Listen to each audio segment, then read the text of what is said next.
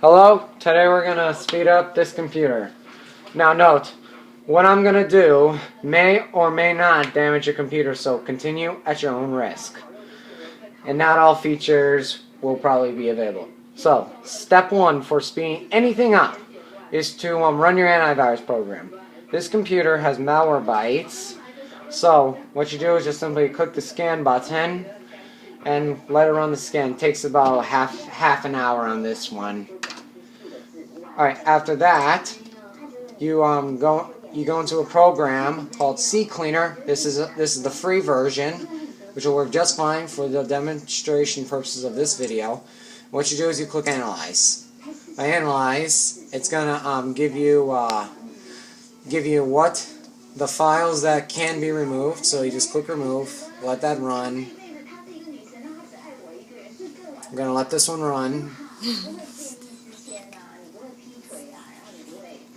Okay, now that it's done, you go into the registry, scan for issues.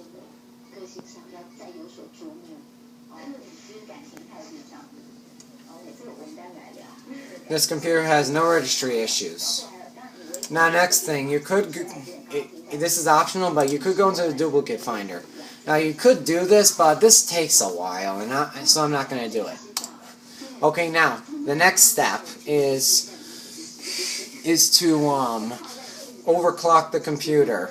Now, to overclock the computer, first you have to restart the computer. In the case of this one, you can restart it.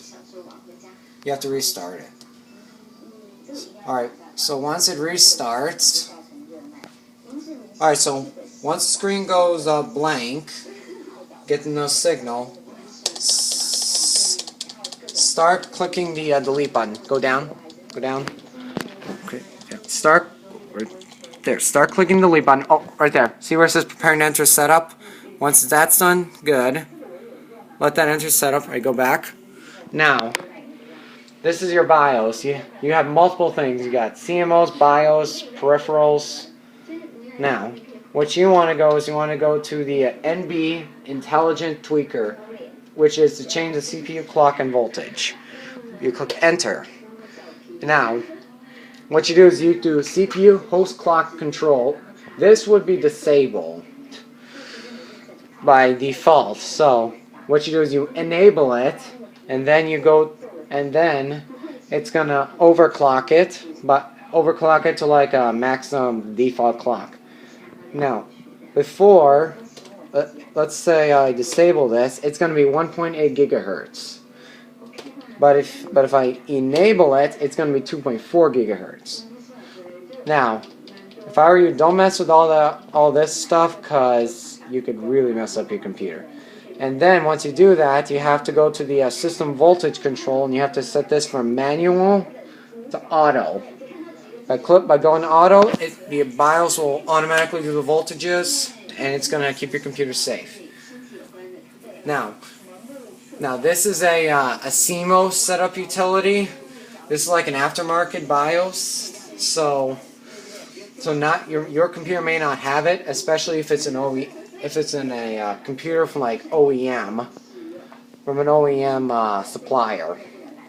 So you just go into your BIOS if you have it, and now when you're done, go back to go escape, go click save. I already did this, so I'm gonna quit without saving.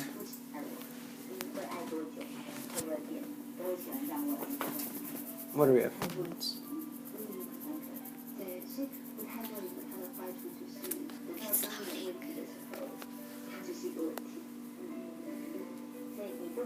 Okay. Alright, this computer is running all that crap, so how about we just stop the video right there?